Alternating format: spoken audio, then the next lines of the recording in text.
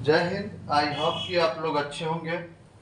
आज फिर से जो क्वेश्चन लेकर हम आए हैं ये भी आपके कमेंट किया हुआ ही क्वेश्चन है। एक बच्चा कमेंट किया हुआ था कि सर एक त्रिकोणमिति का क्वेश्चन है जो नहीं बन रहा है, तो उसी क्वेश्चन को आज हम लेकर के आए हैं बताने के लिए आपको।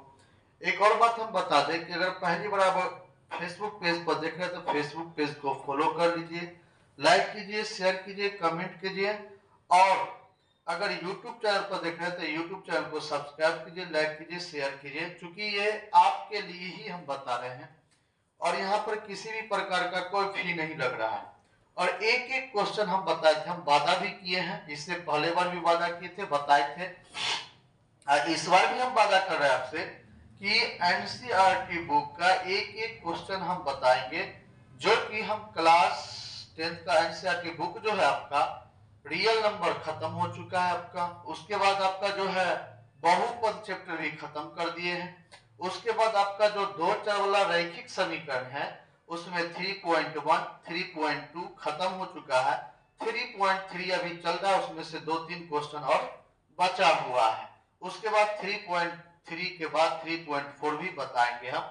आइए क्वेश्चन को देखते हैं। बच्चा जो कमेंट किया है, हम बार बार करें कि बाबू अगर तुम बना रहे हो ठीक है, होता क्या है कि हर अलग अलग अगर कोई भी कोचिंग में आप जाते हैं, कोई भी संस्था में जाते हैं, तो वहां आपको अलग अलग चैप्टर पढ़ाया जाता है। कहीं से कहीं जो है पहला चैप्टर से स्टार्ट किया जाता है, कहीं डायरेक्ट त्रिकोणमिति से स्टार्ट किया जाता है। तो हम आपको बता दें कि हम जो पढ़ाते हैं ना, आपको एकदम बेसिक लेवल से पढ़ाते हैं। बेसिक बोले तो जो आपका रियल नंबर में है, क्लास 6, 7, 8 इस सब में जो आप पढ़े हैं वो आपको फर्स्ट चैप्टर में दिया गया है। जब बच्चों को अच्छी प्रकार से फर्स्ट चैप्टर समझ में आ जाएगा तब दूसरा चैप्टर हम धराते हैं। बहुत सारे कोचिंग संस्था में क्या करता है, डायरेक्ट त्रिकोणमिति पर पहुंचा देता है। और त्रिकोणमिति स्टार्ट करने से होता क्या है कि बच्चे के माइंड में नहीं बैठ पाता, नहीं समझ पाता, क्योंकि वो जो सीखता है ना वो तो यहाँ है नहीं, 9th में भी नहीं है, उसको डायरेक्ट वहां जाकर के रख देता है। तो वहां पर क्या होता है, बच्चों को कंफ्यूज हो जाता है। इसलिए उसको धीरे धीरे धीरे धीरे उसको बताना पड़ता है। जैसे एक पौधा को जब बोते हैं, पौधा में जब पानी देते इतने कि डायरेक्ट बड़का हो जाता है, वो धीरे धीरे बड़ा होता है। जब कोई बच्चा जन्म लेता है, देखे होंगे कि वो बच्चा क्या होता है, धीरे धीरे क्या होता है, ग्रोथ करता है, वृद्धि करता है। उसी प्रकार से जब भी आप पढ़िए तो उसको बेसिक लेवल से पढ़ाने का प्रयास कीजिए। बेसिक लेवल से क्या होता है कि जब बच्चा बेसिक जैसे ही सीखेगा ना, वो ऑटोमेटिक अपने आप जो है वो ग्रोथ करते जाएगा, फिर डेवलप करते जाएगा वो अपने आप, उसमें किसी भी प्रकार का कोई दिक्कत नहीं होगा। तो एक बच्चा के कोचिंग में चल रहा था ये त्रिकोणमिति, कह रहा कि सर हमको त्रिकोणमिति कुछ समझ ही में नहीं आ रहा है। हम कहे कि बेटा हम जब पढ़ाएंगे ना त्रिकोणमिति तो आप जो है एक एक क्वेश्चन मेरा देखिएगा, या नहीं तो इससे पहले वाला जो हम बताए थे, जो 26 वाला सेशन चला था, 25 से 26 वाला सेशन चला था, उसमें जो हम बताए थे वहां आप जाकर के देख सकते हैं। नहीं तो हम जो पढ़ाएंगे ना, हम चैप्टर वाइज चैप्टर पढ़ाते हैं। आपको चैप्टर वाइज चैप्टर जब वहां पहुंचेंगे ना, आपको लेक्चर देंगे और लेक्चर देने के बाद जो बताएंगे एकदम कंफर्म रहिए 100% आपको वो चैप्टर आपको समझ में आ जाएगा। तो आइए हम क्वेश्चन को देखते हैं। बच्चा बोला कि सर ये क्वेश्चन जो है थोड़ा बता देते तो अच्छा रहता। तो आइए हम उसी क्वेश्चन को लेकर के हैं। और एक बात और बता दें कि इसमें होता है फार्मूला। त्रिकोणमिति में क्या होता है, फार्मूला। फार्मूला से रिलेटेड ही सब क्वेश्चन है।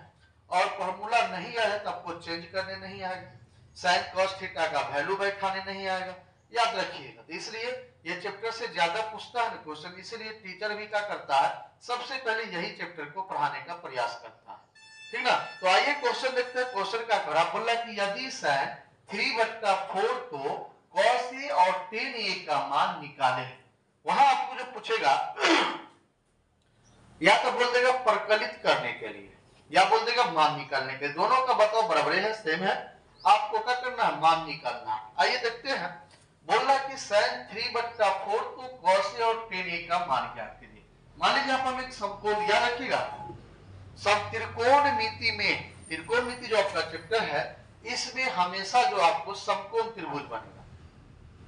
कैसे बनेगा, समकोण त्रिभुज, इसके अलावा कोई त्रिभुज नहीं बनेगा। समकोण बोले तो एक कोण जो आपका होगा वो 90 डिग्री का होगा। देखिए यहाँ पर यहाँ पर हम एक त्रिभुज बनाते हैं।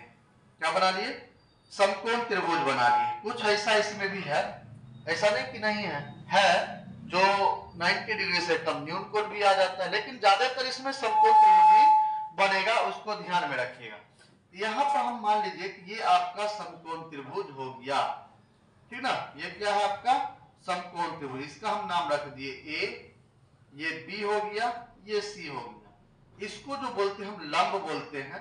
क्या बोलते हैं? लंब। इसको आधार, इसको कर्ण, यानी ये कर्ण हो जाएगा, ये आधार हो जाएगा, ठीक ना, और ये लंब हो जाएगा। ठीक, इसी को हम शॉर्ट में पी, ये बी हो जाएगा और ये एच हो जाएगा।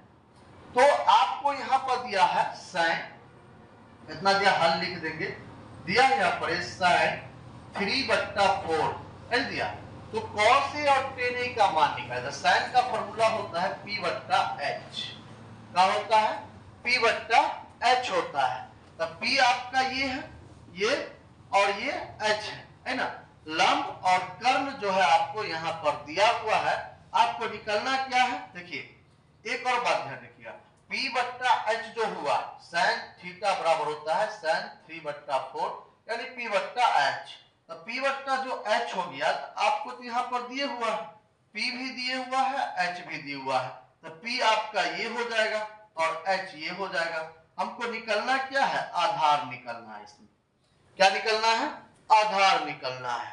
तो आधार निकलने के लिए क्या करेंगे? तो यहाँ पर देखिए, कर्ण भी दिए हुआ है, लंब भी दिए हुआ है, आधार निकलना है।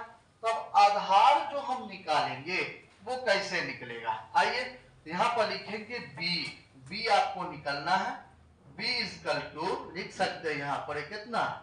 h का स्क्वायर माइनस p का स्क्वायर, इसका रूट हो जाएगा। या हम इसको लिख सकते हैं आधार का स्क्वायर, आधार का स्क्वायर इक्वल टू क्या हो जाएगा? तो कर्ण का स्क्वायर माइनस लंब का स्क्वायर, लंब का स्क्वायर। या हम इसको लिख सकते हैं बी, है ना, बीसी है, तो बीसी का स्क्वायर इक्वल टू, यहाँ पर हम लिख सकते हैं क्या चीज? तो एसी का स्क्वायर माइनस एबी का स्क्वायर। या यहाँ पर हम लिख सकते हैं B square equal to H square minus P square. या हम इस पर से रूट को, स्क्वायर को हटाएंगे, इधर आपका बेटा रूट चढ़ जाएगा, तो ये हो जाएगा H square minus P square, ये हो जाएगा, ठीक ना। जैसे ही हम उस पर से रूट को हटाएंगे, स्क्वायर को हटाएंगे, तो आपका इस पर रूट चढ़ जाता है। वही हम यहाँ पे लिख दिए, ठीक। तो ये सब आपका नॉर्मल चीज है, कॉमन है, इसको आप याद रखिएगा। इस पर किसी पर भी बैठा करके आप आसानी से निकाल सकते हैं जब आपको देगा आधार निकालने के लिए, ठीक। आइए देखते हैं क्या दिया हुआ है आधार में।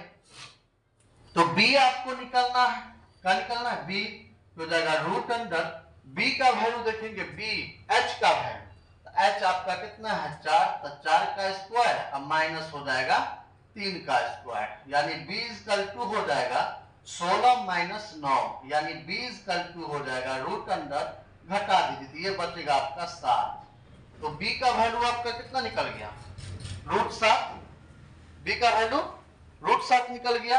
अब करना क्या है? यहाँ पर जो रूट 7 आपका निकला है, ये रूट 7 निकला, आपको आगे बोल रहा है cos A और tan A का मान प्रकलित करने के लिए, यानी cos A और tan A का मान जो है आपको निकालना है। तो लिखेंगे यहाँ पर cos A equal to, cos का फॉर्मूला होता है B/H, तो B/H होगा, तो B का वैल्यू आपका होगा रूट 7, H का वैल्यू कितना है? 4 है, 4 रख दिए।